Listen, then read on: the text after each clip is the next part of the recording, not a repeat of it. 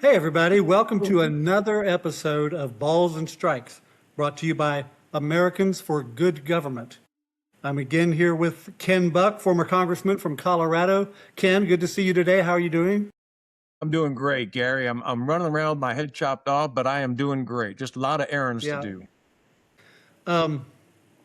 You know, some of the things we're going to talk about today really strike me because it's involving the spread and acceptance, general acceptance of socialism. You know, what the left likes to call democratic socialism.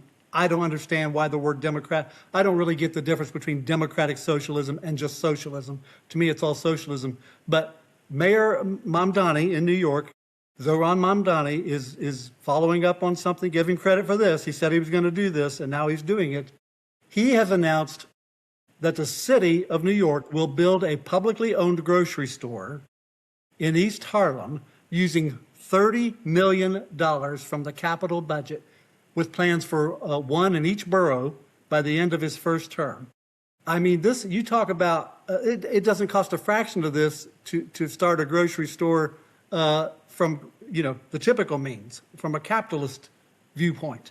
And he's using inflated prices and the rising prices as an excuse. But the Bureau of Labor Statistics shows New York City food prices have not really risen much more than the national average. Ken, you've watched government programs come along and promise something for nothing, promise more affordability, and deliver nothing but waste. Is there any historic precedent for a government-run retail outlet that actually works? Oh, no. But again, first of all, they won't build it for $30 million. It won't come in under budget. It'll come in over budget. It won't come in early. It'll come in late. It may be around by the time his first term is over. It may not be around by then. But what's clear is that unless you heavily subsidize the food, the union paid workers, all of the rest in that supply chain, you are not going to be able to compete with the private grocery stores out there for quality or price. And the idea that somehow government all of a sudden is going to become efficient and can do something better than the private sector is just not No. it, it's not based on historical fact. Ken, what have we done wrong? I mean, how are we having a growing movement in this country among people who think socialism is a good thing? And we're seeing it on and on. We'll talk about another example here in a minute. But you know, Mamdani is just basically, you know, he declares himself to be a socialist. I used to get a kick out of Bernie Sanders. I thought, you know, Sanders is always going to kind of be a one-man band. He's almost amusing sometimes. There's a lot to even like about him just because of his irascible personality and so on. But I thought there's no way anything that Bernie is preaching will catch on with the masses. And yet I'm seeing it happen, Ken, and it bothers me a lot. People don't understand what socialism really is, and they've bought into this, you know, treat everybody equally, spread the wealth equally, something for nothing. What have we done wrong, and how can we fix it? I was at an event years ago, 2010, and Dennis Prager said the greatest threat to America is that we have not taught our children what it means to be American. And I think this is an example of that. When I was young, and I was sitting at the dinner table with my mom and dad and two brothers, my dad had fought in World War II. He knew what a totalitarian regime looked like. He fought against Hitler. He then was involved in the Cold War, and he saw Stalin and he saw the successors to Stalin and how they acted. The young people today don't have a lot of examples. Putin has this great PR campaign to make him look like a sensitive person as he's bombing women and children in Ukraine. The same with China, the same with Iran. And so the ability to reach back in history and say this is why socialism fails, because when you take so much of somebody's money, you need a police state to be able to do that. People don't voluntarily give up 70, 80% of their income. They do it at gunpoint, and they also stop working. And so you create this economy that doesn't work, and people that leave the country, a brain drain on the country. Our younger people don't know that. If you look at the numbers you're talking about, Gary, folks your age, my age, they get it. They are not in favor of socialism.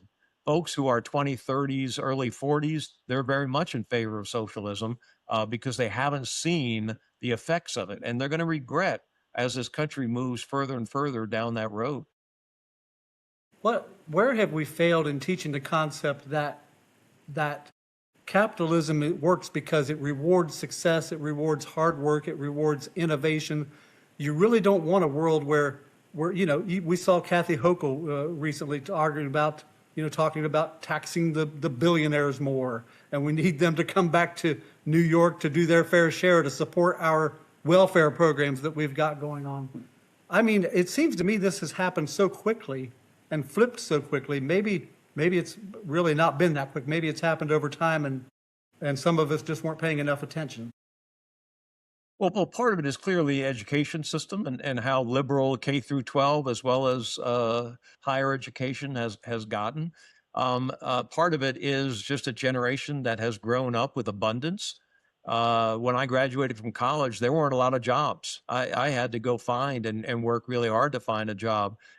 There's a lot of people in their 20s and 30s that had a lot of job offers when they graduated from college. So I think there are, there's sort of a generational difference that we're dealing with. Well, Ken, in Florida, they've passed a law that requires teaching about communism in school so kids can really understand what communism is really all about. Wouldn't that be a good idea to spread to other states and across the country?